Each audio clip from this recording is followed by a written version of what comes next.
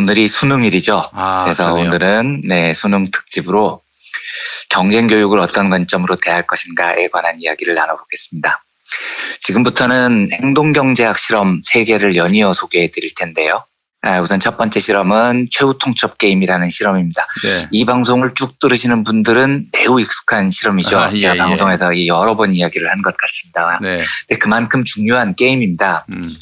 제가 쓴 책 경제의 속살에서도 1권 첫 장에 이 게임을 소개를 합니다. 네. 그만큼 여러 게임의 기반이 되기 때문에 중요한 골자가 되죠. 이 게임에서 파생된 게임이 수십 가지가 넘습니다. 그렇죠. 예. 오늘은 기본 게임과 파생된 변형 게임 두 가지를 소개해 드릴 텐데요. 변형 게임을 이해하기 위해서 최후 통첩 게임을 간단히 복습해 보겠습니다. 네. 자, A와 B 두 사람이 게임에 참여하는 거죠. 두 사람은 한 번도 만난 적도 없고 앞으로도 만날 일이 없습니다. 심지어 요즘은 이걸 온라인으로 게임을 해서 서로를 아예 쳐다볼 수 없도록 만들기도 해요. 이 네. 말은 서로에게 인간적인 배려를 조금도 해줄 필요가 없다는 뜻입니다. 진행자가 A한테 10,000원을 공짜로 주고요. 공돈 받은 사람들 앞에 종이 쪽지를 한 장 놔둔 다음에 그리고 지금 받은 1만 원을 둘로 쪼개서 얼마를 파트너에게 나눠줄지를 결정하고 그 액수를 적어내라 라고 이야기를 합니다. 얼마를 나눠주건 그건 전적으로 A의 자유입니다. 0원에서 10,000원 사이 자유롭게 적으면 됩니다. 이 게임에는 조건이 딱 하나 있는 거죠. 파트너 B가 A의 제안을 받아들이면 게임은 행복하게 끝이 나고요. 두 사람은 돈을 나눠 가지면 됩니다. 네. 그런데 B가 A의 제안을 거절하면 게임이 무효가 되죠. 진행자가 10,000원을 다시 뺏어옵니다. 그래서 B가 거절하면 A도 B도 둘 다 한 푼도 챙기지 못합니다. 이때 이제 A가 얼마를 나눠줘야 하느냐가 이 실험의 요지인데요. 여러 번 말씀드렸지만 주류경제학에서는 이 게임의 정답이 1원이라고 가르치죠. 왜냐하면 주류경제학에서는 인간이 매우 이기적인 존재라고 보기 때문입니다. 그래서 나의 이익을 극대화해야 되는데 어떻게 하면 돈을 많이 가질까를 고민해 보니까 일단 0원이라고 적고 싶은 욕구가 생겨요. 그런데 0원은 정답이 아니라는 거죠. 왜냐하면 파트너 B가 한 푼도 안 주겠다는 제안 쪽지를 보고 당연히 열받아서 보복권, 거절을 행사할 것이기 때문입니다. 그러면 나가리입니다. 이제 A도 한 푼도 못 건지니까요. 그래서 주기는 주는데 얼마를 줘야 되느냐. 최소 금액인 1원을 준다는 거죠. 이제 이러면 A는 9,999원을 가져갈 수 있어서 이기심을 극대화할 수 있습니다. B의 입장에서 생각을 해보면 꼴랑 1원 주겠다는 종이 쪽지가 왔는데도 주류경제학 입장에서는 이 제안을 수용하게 됩니다. 왜냐하면 그걸 거절하면 한 푼도 안 생기잖아요.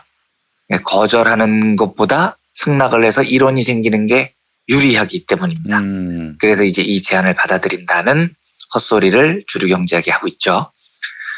말도 안 되는 소리입니다. 당연히 그런 일은 벌어지지 않아요. 일단 사람은 1원을 제한하는 일이 거의 없습니다.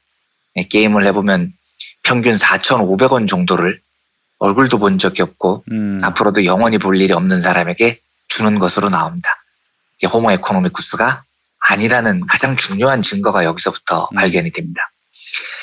반대쪽 파트너 B 쪽도 1원 이런 거 제안받으면 기분 나빠서 무조건 보복권을 행사합니다. 보통 조사를 해보면 2,000원 이하를 제안받았으면 대부분 보복권을 행사해요. 나 그거 안 받아도 좋은데 이건 공정하지 않으니까 너도 죽여야 되겠어. 같이 죽자 이런 전술을 사용하는 거죠. 그러니까 이 게임 요지는 우리가 호모 에코노미쿠스가 아니다라는 겁니다. 인간은 4,500원 정도를 얼마든지 나눠줄 수 있는 연대와 협통의 유전자를 가지고 있고 또 인간은 때로는 내가 2,000원쯤 손해를 보더라도 정의롭지 못한 분배에 대해서 투쟁할 줄 아는 존재다라는 사실을 입증을 해냅니다. 자, 이제 이까지가 제가 굉장히 자주 말씀드렸던 이 게임의 기본형이고요. 지금부터는 이 게임에서 파생된 두 가지 새로운 버전을 말씀드리겠습니다. 네. 엘리자베스 호프먼이라는 경제학자가 고안을 한 게임인데요. 똑같이 2명의 참가자가 있습니다.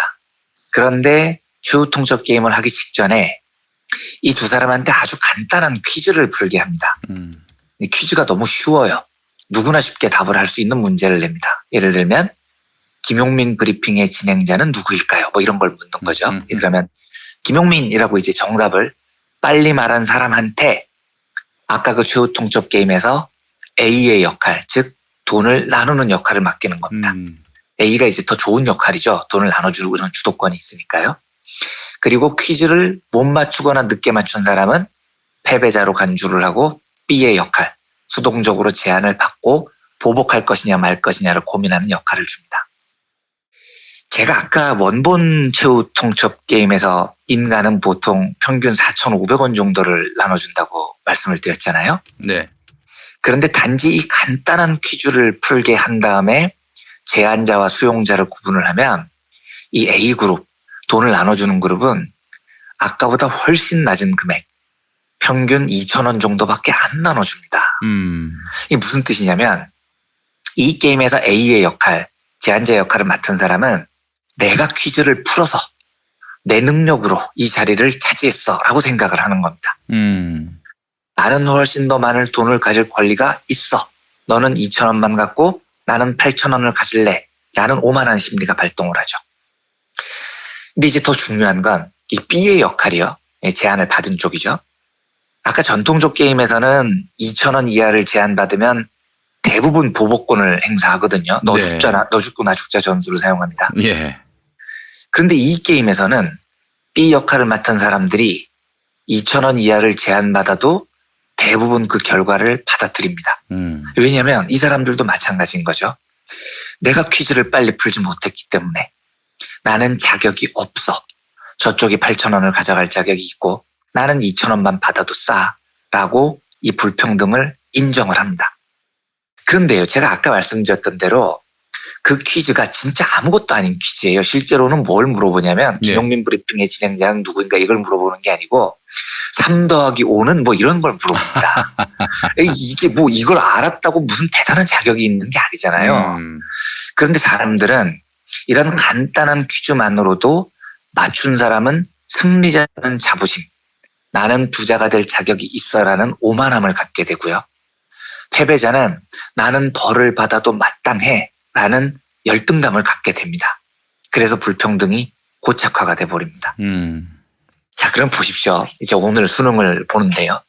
초중고 12년 동안 공교육이라는 걸 했습니다. 그런데 우리나라는 어떤 사람을 뛰어난 인재라고 지금 평가하느냐.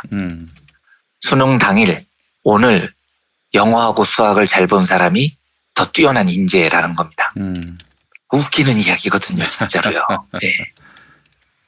수학 능력 시험으로 평가할 수 있는 건 제가 보기에 딱 하나입니다. 인내력 테스트죠. 누가 청춘을 다 바쳐서 꼭 참고 잘 복종해서 엉덩이 오래 붙이고 앉아 있었느냐. 요거 하나는 테스트할 수 있어요. 근데 다른 걸 뭘 더 평가를 할 수 있겠습니까? 예를 들면 영어 단어 많이 암기한 거예요. 이게 진짜 웃기는 겁니다. 요즘 포털에 단어를 소리로 부르면 바로 뜻이 사전으로 나옵니다. 그렇죠. 예, 구글이 번역도 해줘요. 수학 공식 많이 외워서 푼 게 더 뛰어난 인재라고요.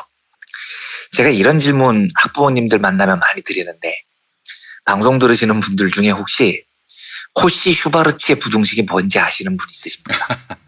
모르시잖아요. 예. 이게 고등학교 수학에 나오는 공식이에요. 예. 그런데 수학 전공자 외에 대부분의 국민이 이 공식을 모릅니다. 고등학교 졸업하면 다 까먹어요. 그리고 몰라도 전혀 생활에 불편함이 없습니다. 그렇더라고요. 그럼요. 수포자인데 제가 네. 사는데 전혀 불편함이 없었어요. 전혀 없잖아요. 예. 그런데 왜 코시 슈바르츠의 부등식이 뛰어난 인재를 식별하는 기준이 돼야 되느냐고요.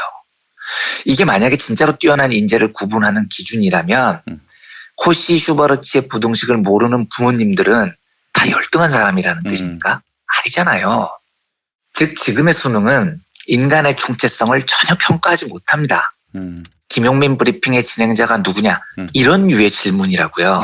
그런데 그 질문에 답을 잘했다는 이유로 나는 승자니까, 나는 명문대학을 나왔으니까 나는 더 많이 가져도 돼라는 오만함을 가지고 있는 게 과연 정당합니까? 명문대를 나왔다는 이유로 나는 남들보다 더 우위에 서는 게 당연해. 이게 정당하냐고요. 근데 이제 더 무서운 건 이런 겁니다. 3 더하기 5는 8을 조금 늦게 말했다는 이유로, 그러니까 코시 슈바르츠의 부등식을 몰랐다는 이유로 나는 명문대를 못 갔거나 지방대를 갔어요. 혹은 대학을 못 갔습니다. 그런데 그 사람 스스로가 나는 퀴즈를 풀지 못했으므로 퀴즈를 푼 사람에 비해서 적게 받는 게 당연해 라고 열등감을 갖는 건 또 정당합니까? 전혀 정당하지 않습니다. 그런데도 이 사회는 12년 교육의 총체성을 수능 당일에 영어와 수학으로 평가를 하고요. 그 말도 안 되는 테스트로 사람의 등급을 나눕니다. 이 무서운 건 승자들이 진짜로 자기는 잘 살 자격이 있다고 착각하는 건데, 더 무서운 건 패자들이 나는 못 사는 게 당연해라고 자책하고 있는 겁니다. 그래서 제가 간곡히 부탁을 드립니다. 수능을 잘 봤다고 기뻐하고 수능을 못 봤다고 슬퍼하고 이런 문제가 아니에요.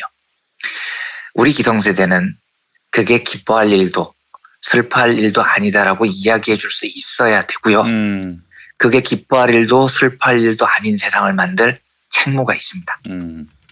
시험을 못 봤다고 네가 열등한 존재가 아니라고 준엄하게 이야기를 해줄 수 있어야 됩니다. 그래야 열등감에 빠지지 않습니다. 그래야 불평등을 고착화시키지 않아요. 시험을 잘 봤다고 우등한 존재가 아니라고도 준엄히 꾸짖어 줘야 됩니다. 그 시험은 인간의 등급을 나누기에는 진짜로 너무나 허점투성이에 부족한 시험이거든요. 자, 이제 두 번째 변형된 주요 통첩 게임을 살펴보겠습니다. 이건 제가 과거에 한번 간단히 소개를 해드린 적이 있었는데요. 네. 존 머니건과 마이클 스코트 섹슨이라는 두 경제학자의 연구입니다. 최후 통첩 게임을 하는데 똑같은데 요거를 유치원생들을 대상으로 해본 겁니다. 그리고 유치원생들에게도 해보고 9살, 12살, 15살 이렇게 나이를 조금씩 올려가면서 이 게임을 진행을 했습니다. 이제 다만 9살 이상부터는 돈을 1달러를 주고 나누는 게임을 했는데, 이제 유치원 아이들은 너무 어려서 돈에 대한 개념이 없잖아요. 그래서 대신 그 M&M이라고 조그만 초콜릿 있습니다. 요걸 그렇죠. 요걸 열알을 주고 네가 열알 중에 몇 알을 나눠줄래? 뭐 너는 몇 알을 받으면 거부할래? 이렇게 초콜릿으로 대신을 한 겁니다. 제가 아까 성인들을 대상으로 게임을 하면 A는 평균 45% 정도를 나눠주고요. B는 20% 이하를 주겠다는 제안을 받으면 열받아서 보복권을 행사했다고 말씀을 드렸죠. 아이들은 얼마를 나눠주느냐? 비슷해요, 성인들이랑요. 절반에서 조금 못 미치는 정도를 나눠줍니다. 다만 여기서 좀 흥미로운 건 남자아이들보다는 여자아이들이 더 많이 나눠줘요.